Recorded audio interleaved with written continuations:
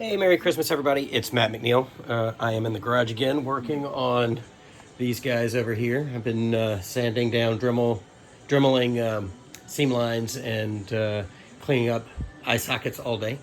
But I'm also in the process of printing more of these guys. And what I decided to do today was I've been printing them one set at a time. So I decided today that maybe I should speed up my process by printing 4 sets at a time. And one of the things that I think is really interesting about a resin printer is that you can print 4 sets of teeth just as fast as you can print 1 set of teeth. And that's what makes it a little bit different than just a standard 3D printer, because a standard 3D printer basically prints from the bottom up. Actually, here we go. They're finished. Let's see what happened. Prints from the bottom up. Resin printer prints from the top down. Actually, this plate here is the floor, and then it prints in that direction. As you can see, these teeth are coming up after being printed, and I printed 4 sets. So there you go. You can see that that worked, which is awesome. And what's really great about a 3D printer is, or a resin printer, is you can print as many things in the same amount of time on the plate, as long as it'll fit in this tray, and is really only dictated specifically by the height of the object. So the time that it takes to print 1 set of teeth, which is about 45 minutes, is exactly the same amount of time it took me to print 4 sets of teeth. And the reason for that is the way a 3D printer works is this vat is full of this stuff, which is resin. It's UV sensitive resin. And there's basically a television screen, for lack of a better description, a little monitor basically, that's on the underside of this tray. There's a thin piece of plastic that attaches to this reservoir. You fill it full of your resin, and this plate sinks all the way down into the resin vat, smooshes a tiny, tiny, tiny bit of resin in between that plate and the plastic sheet.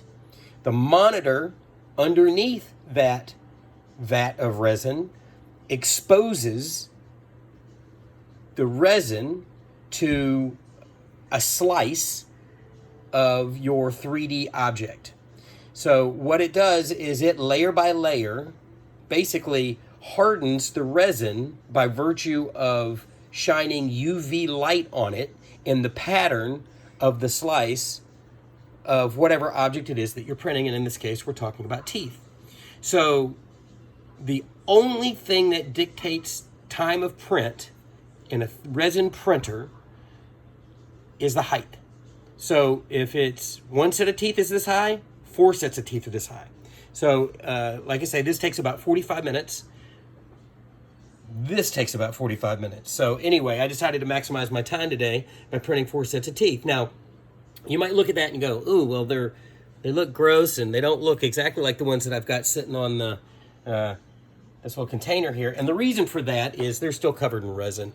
And what you have to do, and the reason that this is yellow is because it blocks the UV light. If this were in direct sunlight, that resin that's dripping off of the teeth right now would cure on there, and then that would stay like that. So what you have to do is you have to put on gloves, because this stuff is highly toxic.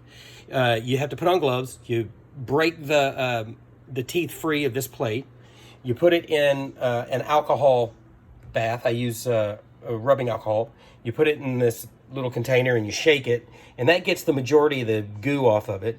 Then I take it and I put it in an ultrasonic jewelry cleaner with a little simple green in it, and I let that run for a little bit. That's a little bit overkill to do it sort of as a 2-step process, but the more complex your object, the more you're going to want to try to clean it. Some people use a toothbrush and clean and stuff like that, but for teeth like this, it's not something that I have to do, because there aren't very many super, super, super fine details in a set of teeth. Yeah, so anyway, this is great. 4 sets of teeth took me 45 minutes, which is the same as 1 set of teeth. So I'm gaining some time here. I'm maximizing my day. And this was an interesting little thing I made today. I just figured I would print and see what would happen. with this, it's a little small, so the little line in here decided to curl on the ends. But beyond that, it's pretty cool. So I think I'll print a thicker one so that this little detail or whatever doesn't roll up. But yeah, I took the font from the Lost Boys and extruded it in the 3D program, and then saved it out as an STL, put it into the Anycubic slicer, and it sliced it, which makes all the little layers. It plays it back on that little monitor, which cures the resin as this plate moves up. And actually, these took about 50 minutes. I printed 3 at a time because they sat like this, because they're taller. See? So this took 50 minutes as opposed to 45 minutes. So yeah, so anyway, there you go. Same process, and the results are the same. So yeah, I'm super happy with this. I hope that helps somebody. If you've been wondering why in the world somebody might buy a 3D printer to work on masks and whatnot, there's plenty of applications between horns, teeth, and eyeballs. I think you could probably come up with a pretty good reason to find a resin printer on your workbench. It's something that I'm learning as I go, but has proved to be invaluable up until this point. So anyway, there you go. Hope everybody's having a good Christmas and holiday, and I'll talk to you soon.